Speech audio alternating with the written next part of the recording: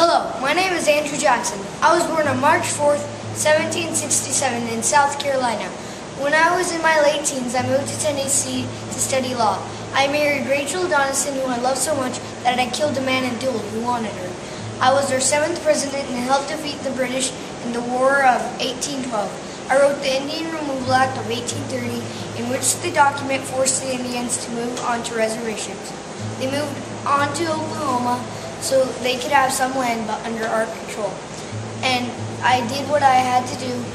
I led a group of miners and pioneers up to Black Hills, and we were ready to fight and make the natives walk the Trail of Tears.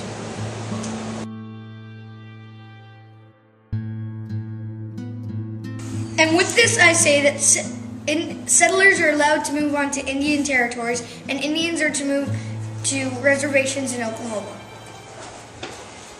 What you doing? This is the Indian Removal Act, and it says all Cherokee in the area have to move to reservations in Oklahoma. Why does it matter? Settlers are overflowing in the states, so we're taking the land and selling it to white settlers and farmers. Good plan. Hi, I'm Cindy Bull. I was born in 1831 and died on December 13, 1890. I was a Hunkpapa Lakota Sias, religious and Roman Catholic man. I fought in some plains wars, such as the Battle of Little Bighorn. This war took place in 1876. My part of the war was that I was a chief for the Lakota tribe, so was my friend Crazy Horse. The reason for this war started when Custer found gold on our land and offered $6 million for our turf. We refused. They forced us off our land and to move to reservations. So we moved and fought back with the Cheyenne and Arapaho tribes. Later, against Custer, 2,000 fighters against Custer total.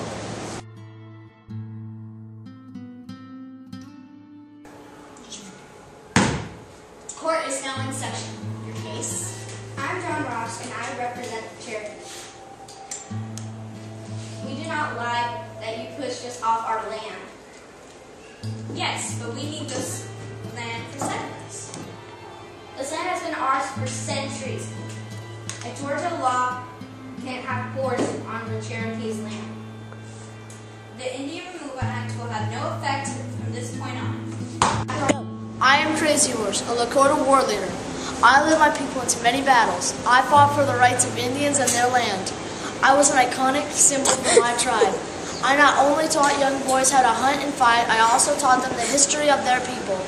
My parents were Crazy Horse and later changed to Worm and Rattling Blanket Woman. I also had an older sister and a younger brother. I fought in battles such as the Battle of Little Bighorn and the Battle of Rosebud. At youth, my name was Curly, and on account of my usually light skin and curly hair.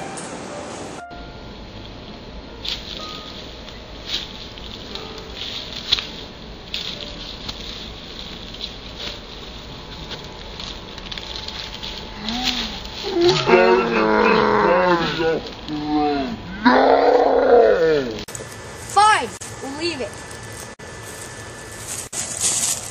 Keep going.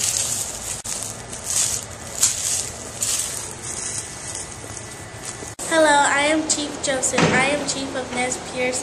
I fought in the Plains War. I had to fight for my tribe so that way we can get our land back. I had to put some of my crew in the war, or else I would have been the only one in there. I did not like how they just pushed us off our land, and then they told us that they had reserved island for us on Idaho, and we started walking there, and then we started going to Canada instead of Idaho. We need to fight for settlers to get our land back. I do agree. Then let's get started. Okay, Crazy Horse, on a scale of 1 to 10, do you think you're ready for this war? I give it a 10. Me and my troops are ready to fight. The Treaty of 1868 stated that you would stay off Lakota land. Men, I'm going to split y'all up into 2 groups to attack the Indian camp in the northwest. Major Marcus Reno, you will lead your group to the west. Captain Fred Benteen, you will lead your troop to the south. My name is George Armstrong Custer. I was born in Harris County, Ohio on December 5th, 1839. I passed away on June 25, 1876 at the age of 36. In June of 1861, I graduated from the United States Military Academy at the age of 22. I reported for duty the very next day. I was made Brigadier General for the United States Army on March 13, 1865. On May 15, 1876, I ordered my army to push out the Sioux tribe at a Little Bighorn River.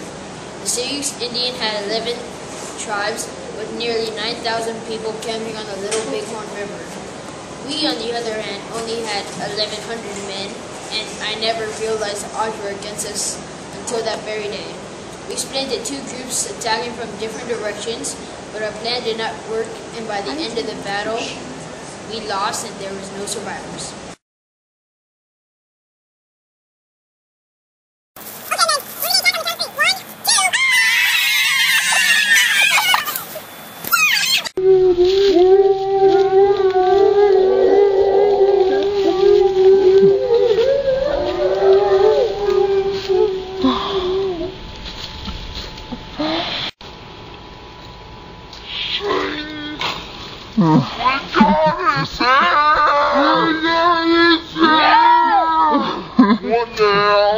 My people, it is our duty to protect the Walla Walla River.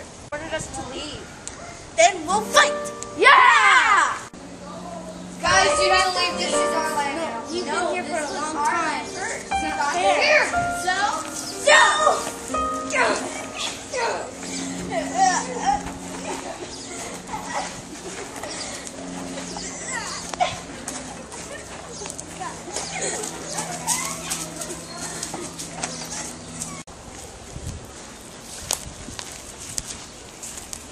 Freeze! You're going back to the reservation. I'm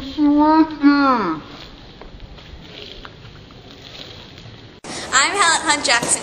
I was born Helen Fiske. I was born on October 15, 1830, in Amherst, Massachusetts. I am a famous poet and writer. My most famous project was a book called A Century of Dishonor about the Indian struggles.